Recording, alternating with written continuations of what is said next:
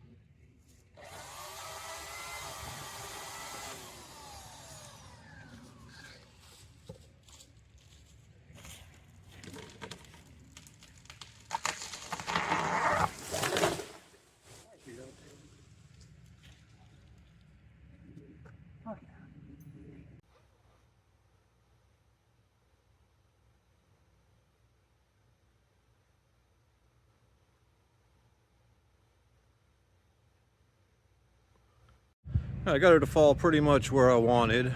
Landed right in that corner there at the end. So now I'm going to take a little cobalt, debranch this bugger, and then I'll have to break out the new 18-inch electric to cut that trunk into smaller chunks to get rid of. So, all right, taking a quick break here.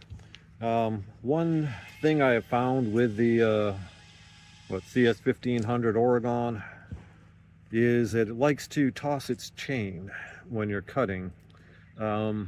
I believe the main issue is with its automatic safety braking thing. If you don't have your finger on the trigger, that chain won't move even if you pull on it, which also makes putting the chain back on a bit of a pain in the ass. So at the end of the cut, when I'm cutting logs off of this big long tree here, I'm taking my finger off the trigger because I'm done cutting. The log slides against the chain and pulls the chain right off the bar. So I got to go back in and put the chain back on the bar again.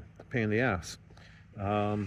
It's cutting great. It's just when it gets to the end and that log wants to slide down the chain and the chain ain't moving, or it doesn't have any flex because of that solid brake, it's popping the chain off. So that's one thing I don't like about it.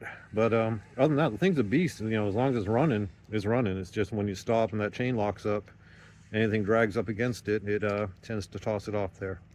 So got that tree mostly cut up.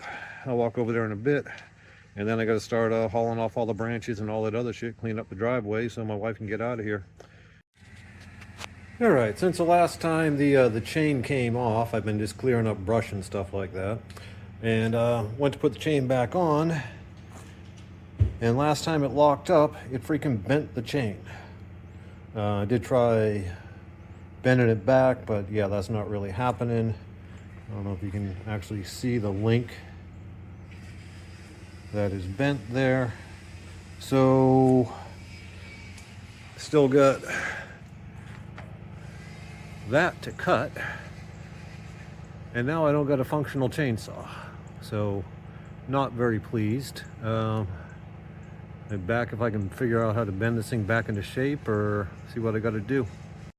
All right, I managed to get that chain kind of straight by pinching it in the vise. It's running, but it's not sounding great.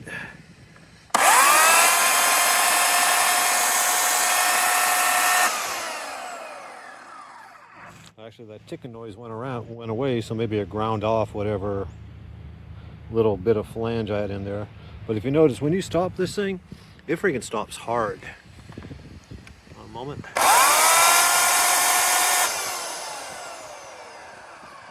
As soon as you take your finger off that trigger, that thing stops hard. And I think that's why it keeps throwing the chain.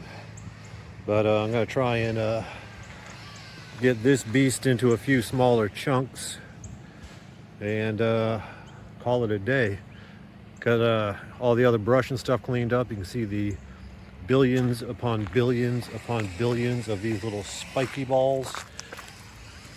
Evil little buggers. So let's see if I can wrap this up here. Should have set up the tripod for that cut. But yeah, that just went straight through, doing a cut from the bottom up to the top because of the strain. 20 seconds, no problem. I just made sure I didn't take my finger off the trigger until it made it all the way through. So no pinching, no problem. So I think it's a technique issue here. Got to make sure you keep that finger on the trigger until your blade is clear of everything.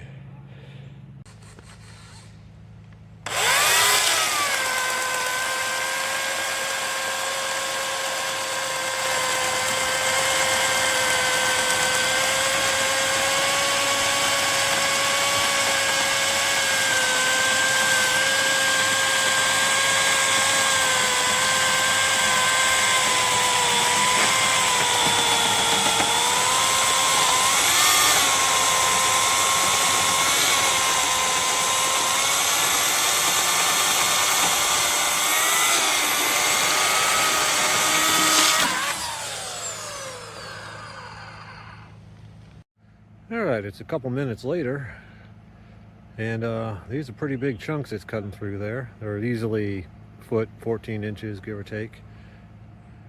Now I'm getting to the fun part, where I got this big ass trunk I got to deal with. I put a 4x4 underneath one corner before I cut it, give me a little bit of slack underneath it.